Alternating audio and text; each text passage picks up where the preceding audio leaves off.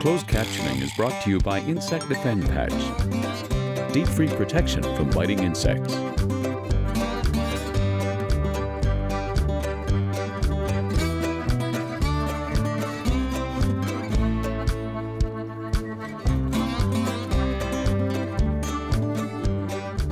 Hi, I'm James, and this is my wife Janice. We're the Bowdens, and we own Red Pine Wilderness Lodge. We're on a lake that's 28 miles in size. You can't get to it by car. There's no road access here. So the fishing on the main lake is great. We're best known, of course, for our walleye fishing.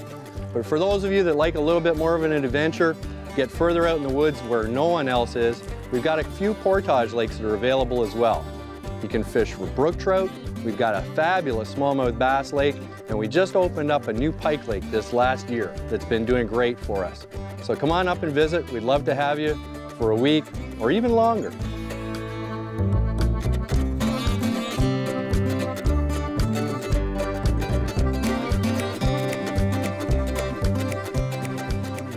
This is amazing. You know, if you haven't been in a kayak before, your first experience is kind of neat. I remember being out in Lake Erie and twitching for smallmouth and having fish come up like that.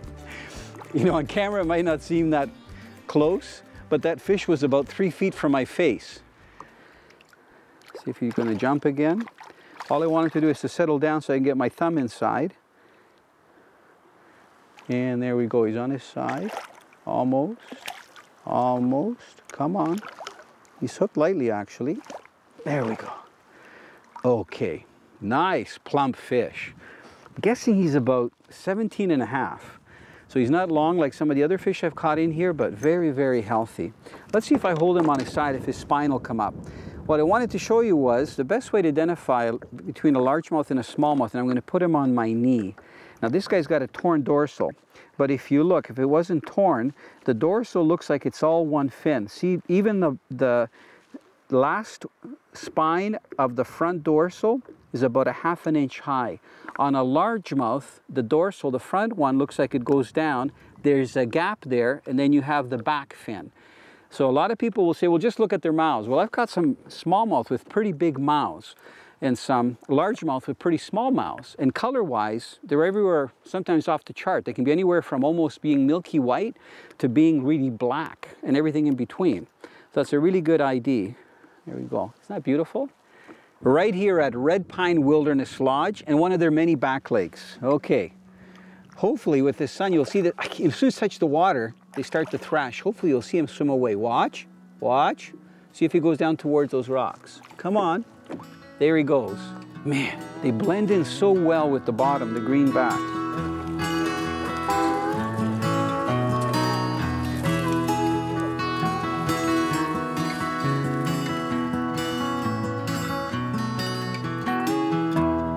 You know, I get a lot of questions on our website, especially through Ask Italo, where you can email me from anywhere in the world, and as long as I have access to high-speed internet, I can return and answer your question. Now, I won't send an email back to you. You have to go into Ask Italo and view questions and answers, and you see your question and my answer and everybody else's question and my answers.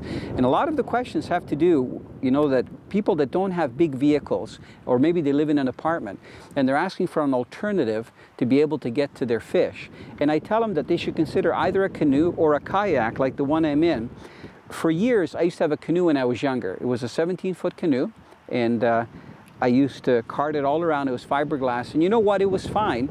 But now, having fished with the ocean kayaks for the last 3 years, I can really appreciate how safe they are, especially the sit-on tops and how many compartments they have. You see all these lids with the strap on top?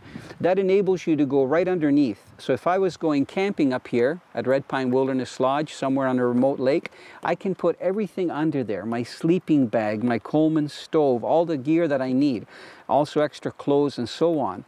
And then this also is an opening that goes to the bottom, and there's a nice tray underneath here, and then I have the strap in the back that I can put everything on top.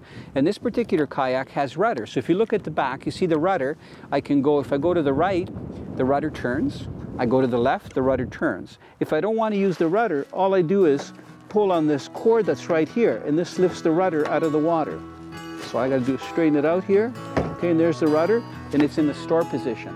So if I'm going through rapids or shallow water, I don't have to worry about hitting the rudder. So in my case, because it's been windy, I've been using the rudder. So it works really well.